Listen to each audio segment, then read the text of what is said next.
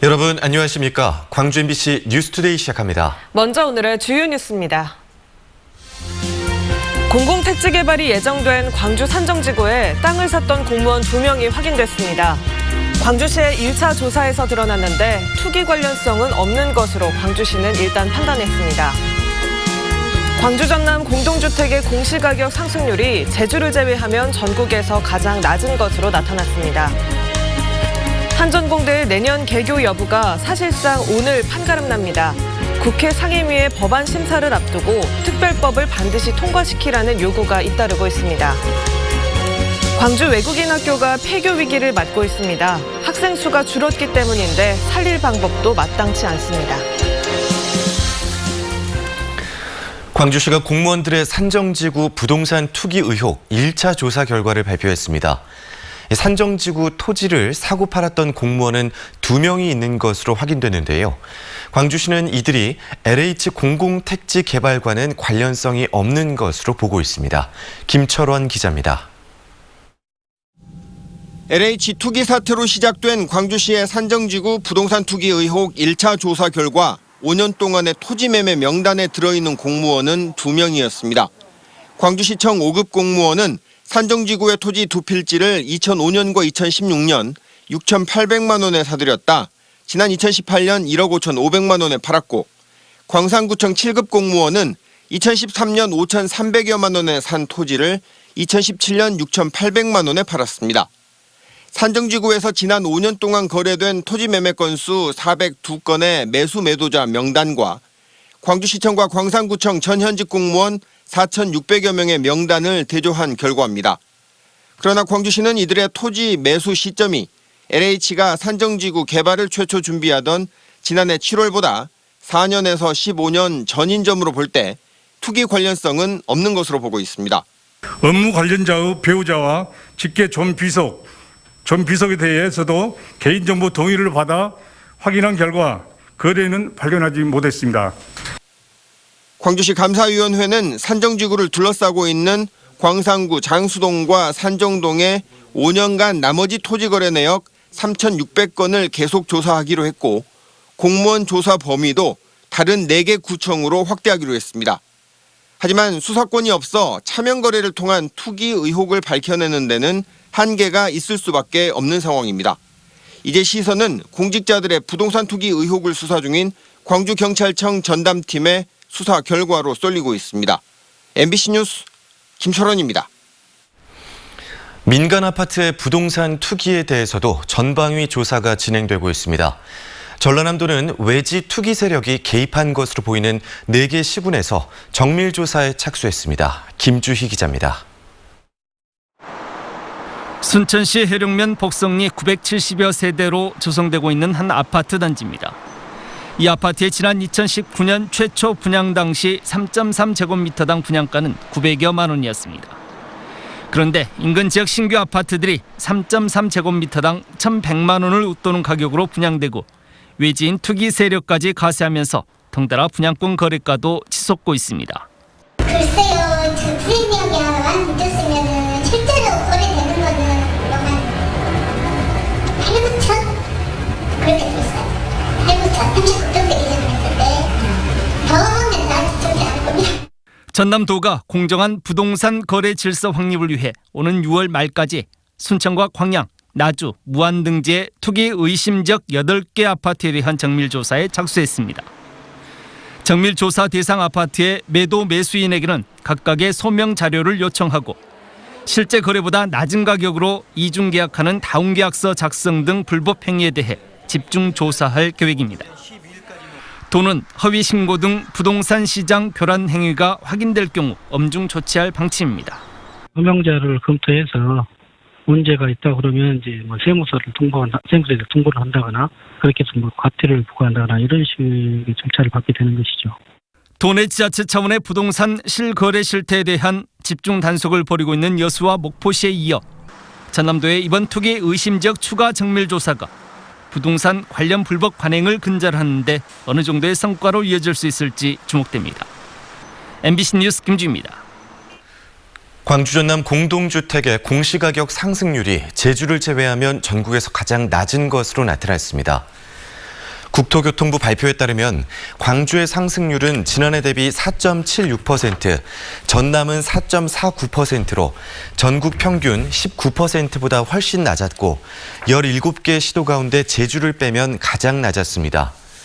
또 공시 가격이 9억 원을 초과하는 공동주택은 광주가 608집, 전남은 단 한 집으로 나타났고 공동주택 평균 가격은 광주는 1억 5,800만 원, 전남은 1억 200만 원대로 집계돼 전국 평균 2억 5천만 원대에 크게 못 미쳤습니다. 오늘도 황사용 마스크 잘 챙기셔야겠습니다. 그제부터 중국 내몽골 부근과 고비 사막 부근에서 광범위한 황사가 관측된 데다 어제도 중국 북동 지역에서 황사가 관측됐습니다. 황사 먼지가 북풍을 타고 남하하겠습니다. 서해안부터 먼지가 퍼지기 시작해서 오늘 오전이면 광주와 전남 대부분 지역으로 먼지가 퍼져 나가겠습니다. 황사는 내일부터 점차 약화되겠지만 약화된 상태로 오래 지속될 수 있어서 기상정보 확인 잘 하셔야겠습니다. 밤사이 비가 지났습니다. 지금은 비가 대부분 그친 상태지만 아직까지도 날은 흐린 상태고요. 가시거리 1km 안팎의 안개도 나타나고 있습니다. 출근길 교통안전에 주의하셔야겠습니다. 오전 중에 점차 맑은 하늘이 드러나겠고요. 낮 동안 포근한 봄 햇살이 내리쬐겠습니다. 아침 기온 11도 안팎으로 어제보다 6, 7도가량 높게 시작한 가운데 한낮 기온은 17도 안팎으로 어제보단 3도가량 낮겠지만 매우 포근하겠습니다. 날씨 정보였습니다. 한국에너지공대가 당초 목표대로 내년 3월에 개교하려면 이번 3월 국회에서 특별법이 통과돼야 하는데요. 오늘 상임위원회 법안 소위를 앞두고 법안을 통과시키라는 요구가 빗발치고 있습니다. 이계상 기자입니다. 내년 3월 개교 목표를 달성하기 위해 한국에너지공대 특별법에 3월 국회 본회의 통과는 필수 조건입니다. 그 전에 소관상임위원회인 산자위 전체 회의와 법사위를 차례로 통과해야 하는데 아직 산자위의 법안 소위도 통과하지 못했습니다. 자칫 내년 개교가 무산될 수도 있는 상황에서 전남 지역 전체 국회의원 10명은 공동 성명을 통해 더 이상 미루지 말고 에너지공대 특별법을 제정하라고 촉구했습니다. 의원들은 여야 의원 51명이 공동 발의한 한국에너지공대 법안이 5개월이 넘도록 상임위 법안 소위조차 통과하지 못하고 있다며 대한민국의 미래를 위해서 야당인 국민의힘 의원들이 대승적인 결단을 내려달라고 요구했습니다. 또한 최근에 법안 심사 과정에서 불거진 부영 골프장 잔여부지 특혜 의혹에 대해서는 전라남도와 나주시가 개발 이익 환수 등을 통해서 의혹을 해소하도록 철저히 지켜보겠다고 강조했습니다. 개발 이익 환수 법률에 따라서 개발 이익을 환수하는 그런 방향대로 해가지고 특혜라는 부분이 언급이 안 되도록 그렇게 노력을 다 하겠다는 말씀을 드리겠습니다. 광주 전남 60여 개 시민사회단체는 한국에너지공대 설립을 국가균형발전 차원에서 접근해달라고 정치권에 요구했습니다. 빛가람 혁신도시에 세계적 수준의 에너지 특화 대학이 세워져야 서남권의 균형발전이 가능하다는 것입니다. 시민사회단체는 울산과학기술원과 가덕도 신공항 특별법이 호남권의 반대 없이 통과됐다며 국민의힘에 적극적인 협력을 요청했습니다. 지역 주민 그리고 지자체의 간절한 염원에 부응해서 정치권, 특히 가장 큰 야당인 국민의힘이 답해야 할 차례입니다. 내년 3월 개교를 위해 에너지공대 특별법 제정이 촉박해진 가운데 여야 합의를 통해 특별법이 법안 소위 문턱을 넘지 못할 경우 민주당은 산자위 전체 회의에 직권 상정할 가능성도 있는 것으로 알려졌습니다. MBC 뉴스 이계상입니다. 경전선 전철화 노선이 도심을 지나선 안 된다는 주장이 확산하고 있습니다. 자치단체에 이어 정치권과 시민단체도 가세하고 있습니다. 박민주 기자입니다. 광주 순천을 거쳐 부산을 연결하는 경전선. 오는 2027년까지 전철화되지만 도심 구간의 분쟁이 커지고 있습니다. 앞서 순천시는 경전선의 도심 간통 문제를 제기하고 우회 노선이나 지중화를 촉구했습니다. 순천시에 이어 시민들의 반발도 확산되고 있습니다. 순천 지역 50여 개 시민사회 주민단체가 기자회견을 갖고 도심 통과를 반대하는 목소리를 높였습니다. 경전선 전철화는 환영할 일이지만 100년을 내다보는 변경이 필요하다는 겁니다. 통행량이 하루 6회에서 46회로 늘어나 소음 문제는 물론 평면 교차로도 10곳으로 심각한 교통 문제가 발생할 수밖에 없다고 지적합니다. 시민대책위원회는 강력한 입장을 보이며 천막 농성에 돌입했습니다. 일단 기존 운행 횟수보다 7배 이상이 많아지는 거거든요. 도시 내의 안전 문제도 그렇고 그다음에 쾌적한 문제도 그렇고 그래서 이런 문제들이 대단히 좀 우리 시의 미래 발전상에 굉장히 문제가 많다라고 해서 저희들이 반대하고 있습니다. 순천시는 경전선 노선에 대한 자체 용역에 착수할 계획인데 관련 문제는 정치권으로도 번지고 있습니다. 소병철 국회의원이 국토부 차관을 직접 만나 시민 의견 수렴을 촉구한 데 이어 순천시의회도 순천시 최저간을 올해 완료되는 국토부 기본계획에 반영하라고 결의했습니다. 정부는 순천시 영역 최저간 도출 시까지 국토교통부 타당성 조사 및 기본계획 영역 기간을 조정하라는 것이고 국토부는 철도시설공단과 함께 순천에서 경전선 전철화 사업 전략환경영향평가 주민설명회를 갖습니다. 전략환경영향평가는 개발에 앞서 주변 환경에 미치는 영향을 검토하는 것으로 노선 개선에 대한 지역민의 한 목소리가 제대로 반영될 수 있을지가 앞으로 관건입니다. MBC 뉴스 박민주입니다. 더불어민주당의 당권주자로 분류되는 송영길 의원이 광주를 찾아 광주 군공항 이전 문제 해결을 위해 사자협의체를 복원해야 한다고 강조했습니다. 송영길 의원은 광주시 의회에서 기자간담회를 갖고 군공항 이전 문제는 메가시티 플랜 차원에서 접근할 필요가 있다며 정부와 광주시, 전라남도가 참여하는 사자협의체에서 해결 방안을 찾아야 한다고 밝혔습니다. 송 의원은 국방부 장관과 공군 수뇌부를 통해 확인한 결과 군공항의 기능 재조정이나 통폐합은 쉽지 않은 방법이라며 당권 경쟁을 벌이고 있는 홍영표 의원의 제안에 부정적인 입장을 나타냈습니다. 75세 이상 일반 광주 시민들을 대상으로 한 코로나19 백신 접종이 4월 첫째 주부터 시작될 예정입니다. 광주시 방역당국은 질병관리청의 2분기 백신 접종 계획에 따라 75세 이상 고령자들을 대상으로 4월 첫째 주부터 지역 예방접종센터에서 화이자 백신 접종을 시작할 거라고 밝혔습니다. 2월 기준 광주에 거주하는 75세 이상 고령자는 86,342명으로 광주 서구 염주체육관에 마련된 예방접종센터에서 화이자 백신을 접종하게 됩니다. 광주시가 지역화폐인 상생카드를 부정 사용하는 행위에 대한 일제 단속에 들어갑니다. 단속 대상은 일명 카드깡을 하거나 사행산업과 백화점 등 등록 제한 업종에서 상생카드를 사용하는 행위 등입니다. 광주시는 광주은행과 협업해 특정 가맹점에서 고액 결제가 자주 이뤄지는 등 부정 유통이 의심되는 가맹점에 대해서도 현장 점검에 나설 계획입니다. 광주에 있는 유일한 외국인 학교가 폐교 위기에 처했습니다. 학생 수가 줄어들다 보니 재정이 악화됐기 때문인데요. 지원할 법적 근거가 없어서 뚜렷한 해결책이 나오지 않고 있습니다. 보도에 이다현 기자입니다. 최근 광주 외국인 학교 학부모들에게 문자 메시지 한 통이 날아왔습니다. 더 이상 학교를 운영할 수 없게 돼 다가오는 6월에 폐교하게 됐다는 내용입니다. 갑작스런 소식에 학생과 학부모들은 당혹감을 감추지 못하고 있습니다. 저희도 그냥 일방적으로 이런 문자를 받게 됐기 때문에 굉장히 당혹스러워한 상황이고요. 여러 가지 뭐 생활의 계획이라든가 이런 것들에 트집이 생기는 이런 상황들이 발생이 되다 보니까 광주 외국인 학교의 위기는 학생 수 감소에 따른 재정 악화 때문입니다. 정상 운영되려면 학생 수가 70명 이상은 되어야 하지만 지난 2018년 59명에서 꾸준히 줄어 현재는 41명에 불과합니다. 광주 전남 지역의 외국인 유입이 적다 보니 외국인 학교 신입생 모집에도 어려움을 겪고 있습니다. 이렇다 보니 해마다 2억 원 이상의 적자가 발생하면서 재단 측이 더 이상 감당할 수 없게 된 겁니다. 외국 기업이 그렇게 많지 않다 보니 실질적인 수요가 좀 적은 편이에요. 자격 요건에 따라서도 들어와야 되는데 그것도 감안하다 보면 너무 학생 수가. 광주에서 유일한 외국인 학교가 없어진다면 외국 기업 유치에도 부정적인 영향을 미칠 수 있지만 뚜렷한 지원 방법이 없습니다.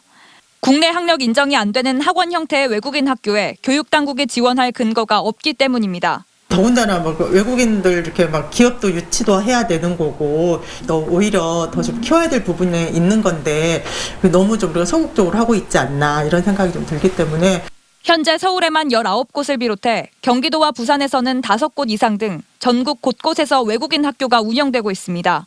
광주에서 유일한 외국인 학교를 살릴 수 있는 방법은 없는지 광주시는 학교와 학부모가 함께하는 자리를 마련해 해법을 찾아보기로 했습니다.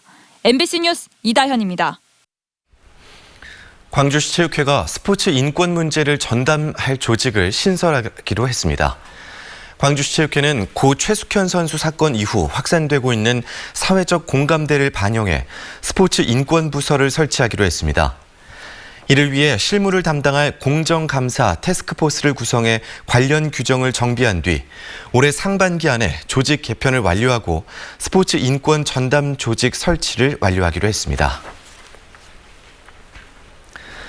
담양군과 건설사가 공동으로 조성하고 있는 택지지구에서 불법 매립이 의심되는 폐기물이 나와 분양자들이 반발하고 있습니다.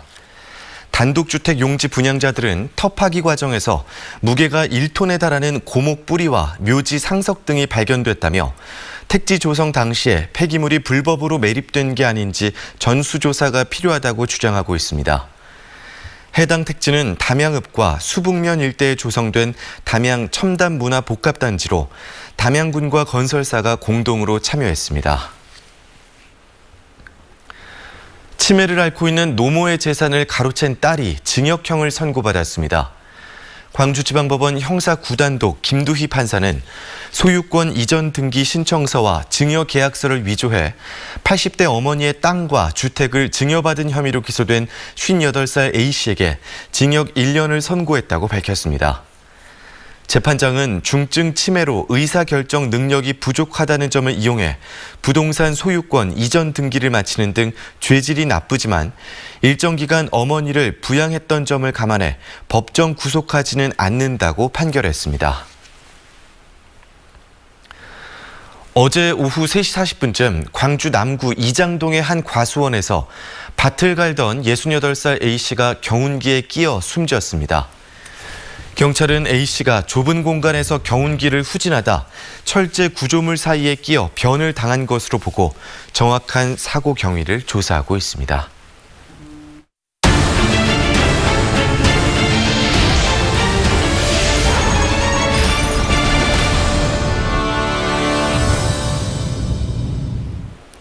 죽은 물고기를 활용해 만든 비료 브랜드의 상품권을 놓고 법정 다툼이 벌어지고 있습니다. 수협과 위탁 운영 업체는 서로 자기 소유라며 팽팽하게 맞서고 있습니다. 김진선 기자의 보도입니다. 완도와 해남, 진도 등 250여 명의 양식 어민들이 소속된 전남 서부 어류 양식수협. 양식업 지원과 함께 폐사어를 수거해 농업용 비료를 제조, 판매하는 데 주력하고 있습니다. 수협이 비료 사업에 뛰어든 건 지난 2008년. 당시 폐사어 처리 시설을 만든 뒤 A 업체에 위탁 경영을 맡겼지만 10년 만에 계약이 해지되면서 업체와 수협이 모두 비료의 상표 소유권을 주장하고 있습니다. 본인도 수협은 그 비료 만들지도 모르고 관여도 안 하고 제가 다 돈 들여서 인건비를 해놨는데 인자 와서. 당시 계약서입니다. 수협은 폐사어를 수거해 A 업체에 인도하고 A 업체는 생산한 비료의 소유권을 갖도록 하고 있습니다. 수협 명의로 판매되는 만큼 제품별로 3에서 10%의 수수료 명목으로 매년 1억 5천만 원 상당을 지급해왔지만 지난 2017년 수협이 대폭 인상한 수수료를 요구하면서 마찰을 빚다 계약이 해지됐습니다. A 업체는 조합장 친인척의 대리점을 개설해달라는 요구에 불응한 데 대한 보복과 수협이 직접 비료 사업에 나서기 위한 목적이었다고 주장하고 있습니다. 수협 측은 A 업체가 일방적으로 업체 명의로 상표를 등록한 데 대한 대응이었으며 9년간 동결된 수수료를 현실화한 것이라는 입장입니다. 판매하고 하는 규모가 꽤 커진 걸로 알고 있는데 이 수수료라고 준 것이 너무 빈약한 거예요. 한 10년 전하고 계속 현재 당시 만들어진 비료 장보고의 상표가 어느 쪽의 소유인지 특허 심판이 진행 중인 상황. 1, 2심은 A 업체가 실질적인 제조와 판매, 관리 등을 맡은 만큼 상표가 A 업체의 소유임을 인정했습니다. 하지만 수협의 상고에 대법원이 비료가 수협 명의로 제조, 판매된 만큼 수협이 상표 사용 주체라며 원심 판결을 파기하면서 다음 달 재개될 변론에 관심이 쏠리고 있습니다. MBC 뉴스 김진선입니다.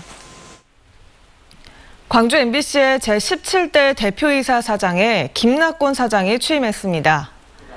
김낙곤 사장은 사원과의 대화 형식으로 진행한 취임식에서 수준 높은 방송 콘텐츠로 시청자들에게 다가가는 것은 물론 안정적인 경영 기반을 마련해 광주 MBC의 미래를 열겠다고 포부를 밝혔습니다.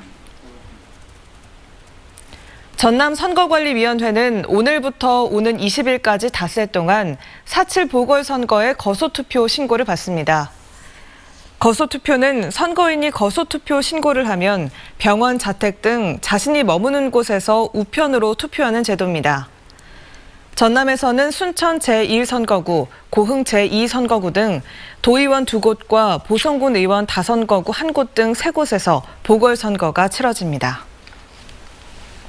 오늘도 황사용 마스크 잘 챙기셔야겠습니다. 지금은 광주 전남의 미세먼지 농도 좋음 수준 보이고 있지만 심한 황사가 관측될 전망입니다. 그제부터 중국 내몽골 부근과 고비 사막 부근에서 광범위한 황사가 관측된 데다 어제도 중국 북동 지역에서 황사가 관측됐습니다.